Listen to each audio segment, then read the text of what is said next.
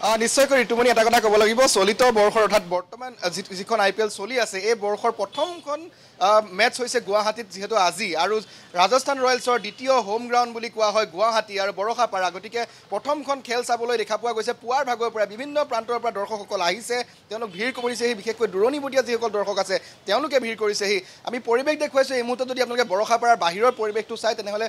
দেখিব যে খুব সুন্দৰকৈ সজাই পৰাই তোলা হৈছে কেউফালে যদি আপোনালোকে মন কৰে ৰাজস্থান ৰয়েলছৰ যিসমূহ হোৰ্ডিং সেইসমূহে এই মুহূৰ্তত ভৰি পৰিছে এক প্ৰকাৰ গুলপীয়া এক পৰিৱেশলৈ আচলতে পৰিৱৰ্তিত হৈছে বৰষাপাৰা ষ্টেডিয়ামৰ বাহিৰভাগ আমি দেখুৱাই আছোঁ যিসকল কৰ্তব্যৰত নিৰ্দিষ্ট দায়িত্বত থকা ব্যক্তি সকলোৱে নিজৰ নিজৰ কাম এতিয়া কৰি আছে কাৰণ অপেক্ষা 7:30 বজালৈ সন্ধিয়াৰ আৰু তাৰ পূৰ্বে যিখিনি যাৱতীয় কাম কাজ আছে সেইখিনি কৰি থকা দেখা পোৱা গৈছে ইতিমধ্যে আপুনি এটা কথা উল্লেখ কৰিছে যে জছ বাটলাৰ তেওঁ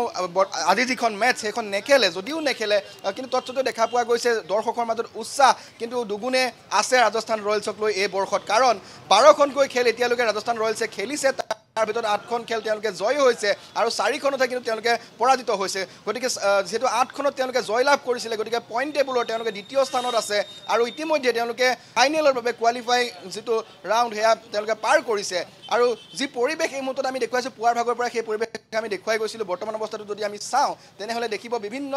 স্থানৰ পৰা বিশেষকৈ দূৰণিবতীয়া যিসকল দৰ্শক তেওঁলোক আহি কিন্তু পুৱাৰ ভাগতে উপস্থিত হৈছে দীঘলীয়া শাৰী এই মুহূৰ্তত আমি দেখিবলৈ পাইছোঁ বৰষাপাৰাৰ ইয়াৰ বাহিৰৰ পৰিৱেশ আমি দেখুৱাই আছোঁ এই মুহূৰ্তত অপেক্ষা আছে কাৰণ 4 বজাতহে যিহেতু গেট আনুষ্ঠানিকভাৱে খুলি দিয়া হ'ব দৰ্শকৰ বাবে প্ৰৱেশ কৰিবলৈ কিন্তু তাৰ পূৰ্বে দেখা পোৱা গৈছে যথেষ্ট সংখ্যক লোক বিভিন্ন প্ৰান্তৰ পৰা আহি ইয়াতে তেওঁলোকে ভিৰ কৰিছে দাদা অকণমান জানিব বিচাৰিম আপুনি ক'ৰ পৰা আহিছে বঙাইগাঁও খেল চাবৰ বাবে কিমান সময় হ'ল আহি পোৱা 2 ঘণ্টামান হ'ল 4 বজাত যিহেতু গেট খুলিব ৰৈ থাকিব থাকিম কাক বেছি ভাল লাগে আপোনাৰ ৰাজস্থানৰ ৰিয়ান পৰাগ আজি যিহেতু ঘৰৰ ল'ৰা ঘৰত খেলিব কেনেকুৱা আশা কিমানমান ৰান কৰিব বুলি ভাবিছে 50 কৰিব বাৰু আশা ৰাখিছোঁ অকণমান জানিব বিচাৰিছে আপুনি ক'ৰ পৰা আহিছে মই বঙাইগাঁও খেল চাবৰ বাবে আগতেও চাইছেনে এইবাৰ প্ৰথমবাৰ কাক ভাল লাগে মোৰ জেছৱালক ভাল লাগে এনেকৈ আচলতে বিভিন্নগৰাকী অনুৰাগী আহিছে তেওঁলোকৰ প্ৰিয় খেলুৱৈক সন্মুখৰ পৰা এবাৰ চাব তেওঁলোকে